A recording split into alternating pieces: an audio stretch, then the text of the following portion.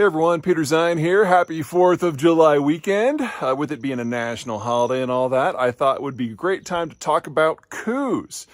Specifically, one of the questions I get asked most often about events in the Ukraine war is, when is somebody going to off Putin?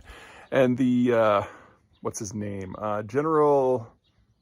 I can't remember his name. Some major general who works for Ukrainian intelligence keeps throwing out rumors there that Putin has blood cancer and that a coup is imminent. I think he's had this like 5 times now in the last 3 months. Anyway, I can't tell you whether or not Putin is sick. He's clearly on some sort of steroids, but that could mean anything. But that doesn't mean that a successful coup, even if it did happen, would change the war. From the Russian point of view, this is a conflict for their existential survival. Russian territory is flat, it's open, it's difficult to defend, it's low value, it's lightly populated. They've never been able to generate the capital that's necessary to build a good rail network, and so their military forces do not fight moving battles very well. We're seeing that in Ukraine over and over and over. It's very a slow plotting force wed to rail lines, which means that should a foe ever get fast and loose in the Eurasian territories in the heart of Russia, the Russians are screwed. They've lost far more wars than they've won because they can't maneuver. Their best hope is that the weather will eventually wear the invaders out. That means if the Russians are going to have a forward defense, it has to be way forward, not within their own territories, within someone else's. And not just any territories, a series of very specific corridors. Russian strategy going back roughly 4 centuries has been to expand past the Russian flats until you hit a series of geographic barriers that you just can't run tanks through. So things like the Carpathian Mountains, great buffers. No one's running a tank over the Carpathians. What you do is you invade around the Carpathians. You come in from the southwest through the Bessarabian Gap, through Romania or Bulgaria, or you come in around the north through the Polish Gap, through Germany and Poland. So the Russian position always has been to park static forces in those gaps. There are 9 of them. The Soviets controlled all 9. When the Soviet system collapsed, they went from 9 to 1. Ukraine is just unfortunate enough to be on the path to another 2. And so getting back to those gaps, that's what this war has always been about and why this war was always going to happen. Now, we can't give the Russians what they want, because those gaps are either on the territory or in between the territories of Russia, and the gaps are 20-odd countries with a combined population of nearly 250 million, considerably larger population than Russia itself. So, there's no way that everyone can be happy here, and the Russians are not focusing on making anyone happy. But that means that even if there was a coup tomorrow, that probably wouldn't change the position of the Russian government in the war, because this is not Putin's war. This is a Russian war. This would have happened under any government. And whoever might be willing to take over would probably continue to prosecute the war just as it has been. Now, does that mean there can't be a coup for other reasons? Of course not. And Russia is famous for being politically unstable, particularly at the top. Specifically, the more ossified things become, as they are quite right now, it's very vulnerable to any sort of disruption. There's only one person, however, in Putin's inner or outer circles who might have the means and the guts. His name is Igor Sechin. He was a gun runner during the Soviet days, and he fears very little. But if there's one thing that everyone else in the Russian elite agrees upon, is that Igor Sechin is a bit of a prick. And so if he did stab Putin in the back with a knife, Sechin himself would probably be cut into pieces within 24 hours. So I don't think that is the coup scenario that most people are hopeful of in the West. Anyway, it's not something I see as particularly likely, and even if it did happen, I don't think it would really change the facts on the ground at all. All right, that's it from me. Everyone have a great 4th. Until next time.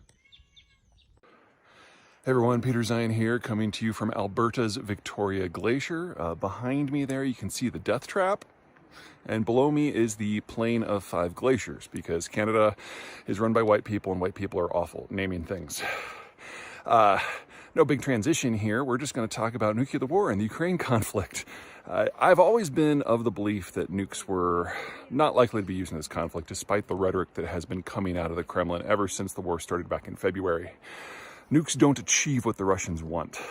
Now, The Russian goal here is to capture all of Ukraine and then push through it in order to secure the access points to the Russian space, specifically the ones in Romania and Poland. So using tactical nukes on the battlefield in Ukraine doesn't help because they then have to occupy that space, and that gets messy, and your soldiers get messy very, very quickly. Also, a strategic strike on the United States wouldn't help because, well, there's a lot of things we don't know about the Russian military, but we know its quality is lower than the American one, and that probably includes the nuclear arsenal. So even a single or limited strike on the United States would generate the end of the Russian system, and specifically the end of the entire Russian elite, Moscow, and personally Vladimir Putin. So that's never really been on the table either. That just leaves the question of using strategic nukes, city flatteners, in order to prevent Europeans from assisting the Ukrainians in the defense of their own country. And in that, that's always where the risk has been, in my opinion. So the Russians would go after the countries who, if they switched sides, either because they fell apart or because they were intimidated after losing a couple of cities, that would change the strategic balance in terms of weapon flows. And so that would be in order: Berlin, Warsaw, Stockholm, Paris, and then London. Now, in the days before September 1st, that is generally my position, that if the Russians feel that they have to nuke someone, those are the 5 cities they would go after, because it would disrupt the weapon flows going into Ukraine. However, in the aftermath of the Kharkiv offensive, the Ukrainians have captured sufficient equipment and tanks and artillery to equip 15,000 people in an entire armored division. That's a bigger weapon transfer to the Ukrainians than everything that NATO has done to this point. And in the Kherson offensive, which is still ongoing, they're likely to get even more gear. So weapon flows all of a sudden are not the important thing that they used to be. It's not that they're unimportant, but the Ukrainians are going to be able to put 30,000 additional troops into the field here with the best equipment that the Russians have. And unlike the Western gear where the Ukrainians need training, they already know how to use all the Russian gear. So we are at a tipping point, and that raises the question of whether nukes are of any use to the Russians whatsoever. That just leaves one possible scenario: that the Russians realize they're going to lose, that Putin realizes that he's done, that he realizes he's going to be a villain to history, not just Western history, Russian history, and he just decides to go out with a bang. While we can never rule that out, I find it unlikely. When the Soviet system collapsed, the then KGB basically had a meeting where they discussed whether they should just release the nukes onto the world, not in terms of launch, but sharing, so that the United States would then have to spend the next century dealing with it. They ultimately decided that even though they had lost, and that was sad for them, that they didn't want to be the end of the human condition, and so they kept the nukes bottled up as best they could. Putin was part of the organization that made that decision. So I find it unlikely at this point that he would go a different direction. The risk, and something that I'm sure the folks at the Defense Department are now stressing about a little bit, is we have seen how poorly maintained every aspect of the Russian military is. And it's an open question whether the Russian nuclear arsenal works. So in the worst case scenario, what happens if Putin hits the big red button, and we know it because we've been reading his email and listening to his phone calls, and nothing happens? What do you do when someone tries to kill tens of millions of people but fails? Now that's an interesting political question. I don't have an answer for you. Okay, that's it for me for now. Until next time. Hey everyone, Peter Zeihan here, coming to you from Richmond, Virginia, at the Jefferson Hotel, which is like ridiculously glorious. Anyway, I wanted to talk about economic development in the United States today, something that's getting a little bit of play because we finally have an industrial policy. Well, I shouldn't say we have an industrial policy for the first time since World War II that's guiding things like semiconductors. And not that that's not important, and not that I don't support that, but there are a lot of really baseline things the United States could do if the goal is more stable and reliable economic growth at all levels. So specifically waterways.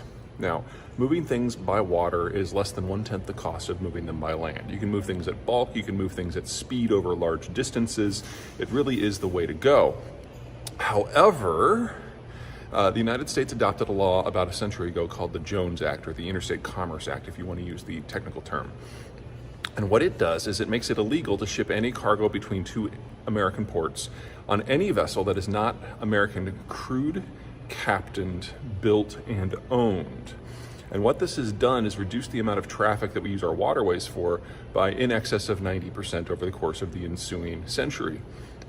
And so now we pretty much move about half of our products almost 2/3 of our products by truck, and then the remainder is a mix of everything else. Trucks being the most expensive way to move things over distance by far. Now, for a state like Virginia that is on the Chesapeake, I don't want to say that this has been the kiss of death, but wow, has it ground down their economic opportunities.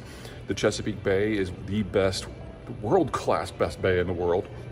Has the most frontage in terms of areas for port siting. My home state of Iowa is bracketed by 2 navigable rivers, the Mississippi and the Missouri, putting Iowa in a position where it has passed up massive economic opportunities. And then for 19 years, I lived in Texas, which has one of the best coastlines in the world and more deep water potential than the entire West Coast combined. Basically, if your state is on a navigable river or an external coast, especially if it's got a good bay like the Chesapeake or New York Sound or San Francisco, you have been missing out on massive amounts of economic activity for decades.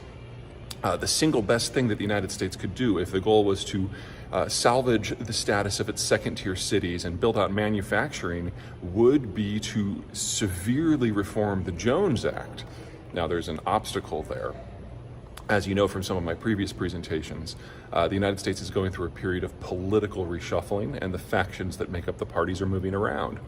The faction that is most in motion is organized labor, and the 2 issues that organized labor is most concerned about are union membership and immigration.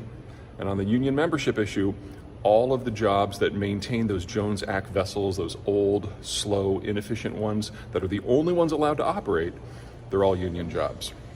And so the unions see this as a job preservation act, despite the fact that it has cost the rest of the United States tens of trillions of dollars over the course of the last century. So if you want to get mad about something, get mad about Jones. If you want to call your Congress people about something, call them about Jones. That is the best way that the United States could reindustrialize, protect its secondary cities, expand the port infrastructure, reduce its carbon footprint for transport, and ultimately make the United States a much stronger place moving forward. Easy fix. Okay, that's it from me. Until next time.